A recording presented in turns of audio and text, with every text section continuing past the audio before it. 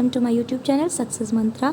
जैसा कि आपने थंबनेल में देखा कि इस वीडियो में हम लोग डिस्कस करेंगे जीआईसी पीजीटी एग्ज़ाम की एक्सपेक्टेड कट ऑफ क्या रहेगा।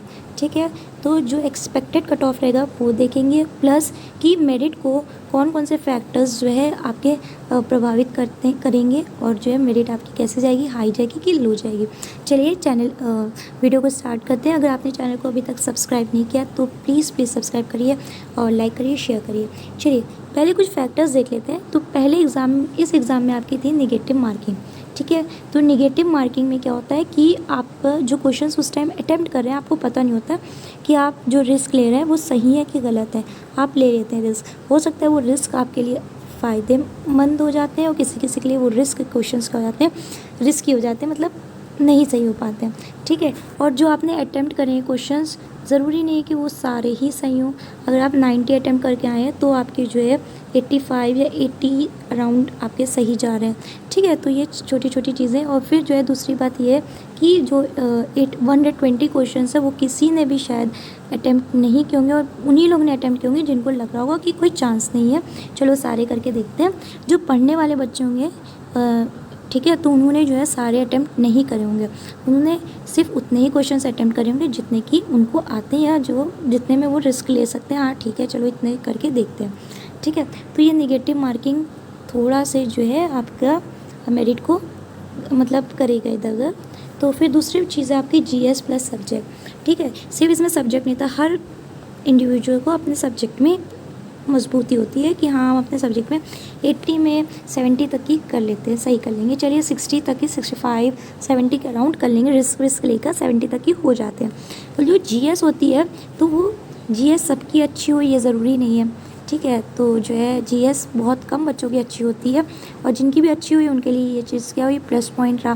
जिनकी नहीं अच्छी होगी तो उनके लिए यहाँ पे थोड़ा सा, अगर वो सब्जेक्ट में उनके क्वेश्चन ज़्यादा गलत हो गए और जीएस भी ज़्यादा सही नहीं हुई है तो उनका थोड़ा से जो टोटल बन रहा होगा वो थोड़ा कम हो गया होगा। ठीक है, चलिए फिर दूसरी चीज़ देखते हैं कि आपका मेंस भी लगा हुआ है, मतलब ये 2 टियर एग्ज़ाम है। तो आपका पहला टियर हो गया, दूसरा टियर। तो जो दूसरे टियर में लिए जाते हैं वो बच्चे ज़्यादा लिए जाते हैं। ठीक है, अगर आपका ये 1 टियर एग्ज़ाम होता तो आपका जो भी मार्क्स आते तो आपकी कट ऑफ जो है थोड़ी ज़्यादा जाती, लेकिन चूंकि ये 2 टियर एग्ज़ाम्स हैं इसलिए जो है आपकी जो मेरिट जाएगी वो उतनी हाई नहीं जाएगी, थोड़ी सी कम जाएगी। और निगेटिव मार्किंग भी है साथ में। ठीक है, तो मेरिट इतनी ज़्यादा जानी नहीं चाहिए, मेरिट कम रहेगी। क्योंकि पेपर इजी आया था लेकिन जो है ये मेंस भी है, आपका 2 टियर भी लगा है, निगेटिव, ये सब जो फैक्टर्स हैं ये सब इफ़ेक्ट करेंगे तो मेरिट लगभग कम जाएगी।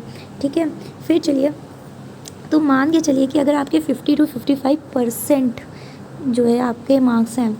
ठीक है, यहाँ पे मार्क्स की परसेंटेज की बात करे जा रहे हैं। ठीक है, कोई हम नंबर्स की बात नहीं कर रहे हैं, हम यहाँ पे क्या कर रहे हैं, परसेंटेज की बात कर रहे हैं। अगर आपकी जो है परसेंटेज है तो जो है आप स्टार्ट कर दीजिए मेंस की प्रिपरेशन करना। ठीक है, अगर आपके 50-55% भी हैं तो आप एक रिस्क ले लीजिए और अपनी तैयारी करना स्टार्ट कर दीजिए।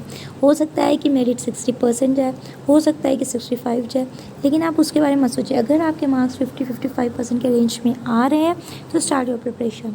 ठीक है, फिर पॉजिटिव रहिए, डिमोटिवेट ना हुई। मेरिट पेपर ईजी था, नो डाउट पेपर इजी था। ठीक है, लेकिन जो बहुत से बच्चों ने क्या करा है, साथ में जीएस भी थी, ये भी ध्यान रखिए। ठीक है, और जो पेपर इजी था उसमें जो है आपको लग रहा है कि पेपर इजी था, बहुत सारे बच्चे बहुत सही करके आए हैं, लेकिन हो सकता है कि वो कंफ्यूज हो गए, हो सकता है उन्होंने कुछ और लगाया हो और मार्क्स आंसर कुछ और हो, ये भी हो सकता है। प्लस किसी ने इतना ईजी पेपर की जो है सोचा नहीं था, पेपर टफ की सोच के गए थे और जो है हाई फाई पढ़ के गए थे। ठीक है, तो हो सकता है कि जो इजी क्वेश्चंस आए उन्होंने जो है गलत कर दिए। तो ये सब चीज़ें भी जो है काउंट होती हैं। ठीक है, आप सोच कुछ और हैं पर जो एक्चुअल में होती है वो सब, ये सब चीज़ें भी होती हैं। चलिए, तो आप पॉजिटिव रहिए, अच्छा सोचिए कि मेरा हो रहा है सिलेक्शन, हम सेलेक्टेड हैं, मेंस की तैयारी करना स्टार्ट कर दीजिए और जो है मेंस की तैयारी करिए, डीमोटिवेट मत होइए। जितने भी कोई कह रहा है 90 जाएगी, कोई कह रहा है 100 जाएगी, तो इतनी नहीं जाएगी। देखिए टीजीटी और जो पीजीटी एग्ज़ाम था वो बात अलग थी क्योंकि वहाँ पे निगेटिव मार्किंग नहीं थी। ये पीजीटी जीआईसी यहाँ पे नेगेटिव मार्किंग है, तो क्वेश्चंस सारे अटैम्प्ट नहीं करे गए हैं। प्लस यहाँ पे वो था, उसमें सब्जेक्ट का सिर्फ था, इसमें जो आपका क्या है, सब्जेक्ट भी है प्लस जीएस भी है, तो वो चीज़ें अलग हैं, ये चीज़ अलग है। इसलिए मेरिट मेरे अकॉर्डिंग इतनी हाई नहीं जाना चाहिए, ठीक है। इतनी लो भी नहीं जाएगी कि आप अब सोचें कि 30-40% जाए, तो वो भी नहीं जाएगी, क्योंकि हर एक बच्चा है और स्टैंडर्ड है, सारा सबके स्टैंडर्ड्स हैं, और आप लोगों ने इतने मतलब जीआईसी पीजीटी का एग्ज़ाम दे रहे हैं, तो इतना तो पढ़ा ही होगा हर एक ने, तो अराउंड 50-55 जाएगी, क्योंकि जो है आपके पेपर हो सकता है उस टाइम आप गलत फिल कर दें, ये सब भी चीज़ें हो जाती हैं। चलिए, तो जो है आप अपनी प्रिपरेशन स्टार्ट कर दीजिए मेंस के लिए, और अपनी जो है चीज़ों, अगर डीमोटिवेट मत होइए, नहीं होता है तो ठीक है, वो तैयारी और कहीं काम आएगी, क्यों, है कि नहीं। अगर आप तैयारी नहीं करेंगे मेंस की, और आपका पता चला कि इतनी कम मेरिट है और आप सेलेक्ट हो गए मेंस के लिए, ठीक है, और आपकी मेंस की तैयारी ही नहीं है, फिर आप क्या करेंगे, फिर वहाँ पे आपको जो है रिग्रेट फील होगा।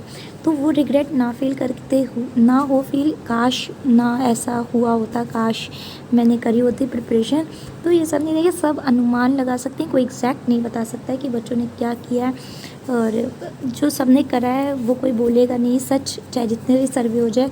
कोई अगर आपके आ रहे होंगे 70 तो आप बताएंगे 90, अगर आपके आ रहे होंगे 50 तो आप बताएंगे 70।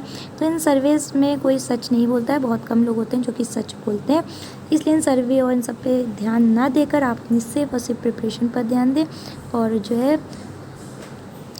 प्रिपरेशन करिए, एंड ऑल द बेस्ट, कि जो भी आपके मार्क्स बन रहे हैं मेरिट उसी हिसाब से जाए, और आपका सिलेक्शन हो जाए मेंस में। और जिनका नहीं हो रहा है, नहीं जा पा रहे थे, तो उनसे इसे सीखिए कि आपने इससे क्या चीज़ सीखा है, और उसी हिसाब से अगली चीज़ के लिए प्रिपरेशन करिए, ठीक है।